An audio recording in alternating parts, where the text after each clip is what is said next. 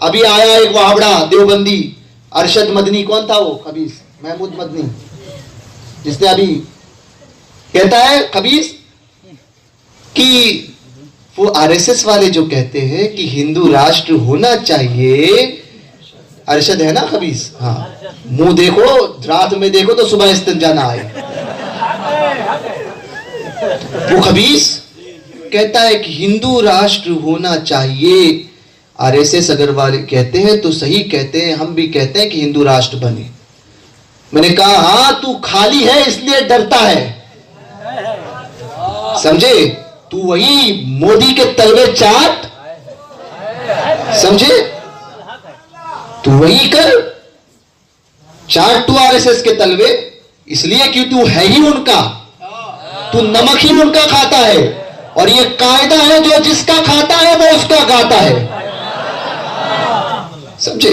तूने खाया ही, तूने क्या, तेरे बाप दादा भी वही खाते आए, अंग्रेजों के तलवे चाटते आए, अंग्रेजों के हाथ पे बिकने वाले दल्ले और दल्लालों, तुम हमें सिखाओगे। बोले हिंदू राष्ट्र बनना चाहिए। हिंदू राष्ट्र के मानी अगर वो ये है कि हिंदुस्तान में रहने वाला हिंदी है और हिंदी से हिंदू है तो हिंदू राष्ट्र। मैंने कहा चुप बैठ, जरा खामोश रहे, ख्वाजा के दीवाने अभी भी मौजूद हैं। नारे तकबीर, नारे रिसालत, शहजादे गौसे आजम जिंदाबाद, ख्वाजा का हिंदुस्तान जिंदाबाद, नारे तकबीर, उनके हुजूर मुफ्ती आजम।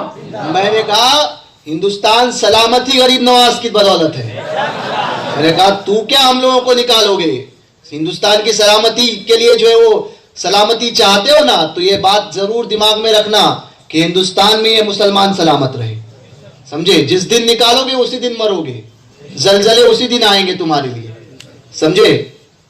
हम मौजूद है ना गरीब नवाज के गुलाम, इसलिए हिंदुस्तान महफूज है। हमें क्या निकालोगे तुम, हिंदू राष्ट्र बनाओगे, कौन सा राष्ट्र बनाते हो, समझे। गरीब नवाज का राष्ट्र है ये, तेरे बाप का राष्ट्र नहीं है। सुबह कयामत तक रहेगा गरीब नवाज का ही हिंदुस्तान। तू बनाते रहे, प्लानिंग तू बनाते रहे, काम गरीब नवाज करेंगे, समझे। तुम अपनी खुफिया अपने मक्र करते रहो, हैं, अल्लाह पाक खुफिया तदबीर करने वाला है। तुम्हारे मक्र से कुछ नहीं होता। हिंदुस्तान की तकदीर शहंशाह हिंदुस्तान गरीब नवाज के हाथ में है, समझे।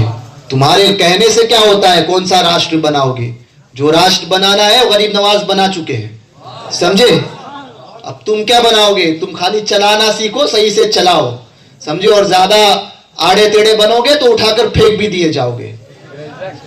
गरीब नवाज के हिंदुस्तान में आए हो, बड़े हमें डराते हो। तुम्हारे बाप का हिंदुस्तान नहीं, हमारे गरीब नवाज का हिंदुस्तान है। कहने लगे तुम्हारे बाप का है, मैंने कहा हमारे बाप का है। बोले कैसे, मैंने कहा आदम अलैहिस्सलाम हमारे ही बाप है, तुम होंगे किसी बंदर की औलाद,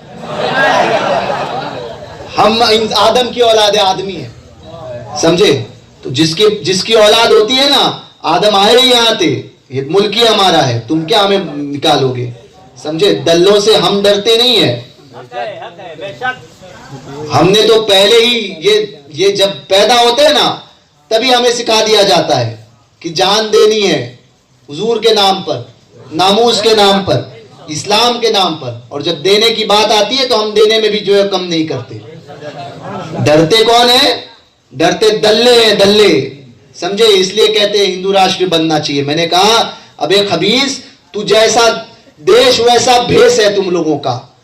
जाते हो कभी तो आरएसएस की, कभी जो ये करते हो, और कभी जाते हो तो तालिबान में चले जाते हो। तुम तो खुद बिके हुए हो दुनिया के हाथों, तुम क्या जो है वो कौम की मदद करोगे। हम बिके जरूर हैं, मगर हम दुनिया के दर पर नहीं बिके हैं, मोहम्मदुर रसूलुल्लाह के दीन पर बिके हैं। हम अपने सरकारों के हाथों पर बिके हुए हैं, और जो अपने सरकारों के हाथों पर बिक जाता है ना, वो सौदा दीन का कभी नहीं करता, क्योंकि मिजाज ही उसके अंदर हुसैनी होता है। बैत करते हैं बिकने के लिए। बैत के एक मानी यह भी है कि हुसैनी मिजाज लेते हैं। बैत जब करते हैं ना, बोले पीरी मुरीदी तुम करते हो, मैंने कहा हम ही करते हैं और हमारी ही बैत सही होती है। क्योंकि यजीद की बात करने वाले लोग भी थे जो देवबंदी जैसे लोग करते हैं।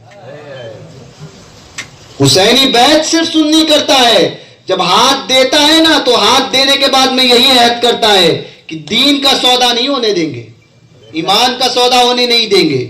तो हुसैनी मिजाज यहां पर भी लेकर आओ। तो ये हुसैनी मिजाज है, इसको जिंदा रखो। और इसी मिजाज को हमारे बुजुर्गों ने दिया था। 1400 साल में यही मिजाज हमें हमारे बुजुर्गों ने दिया है। तो सुन्नियों, सुन्नी बनकर रहो। और मुफ्ती आजम कैसे बने?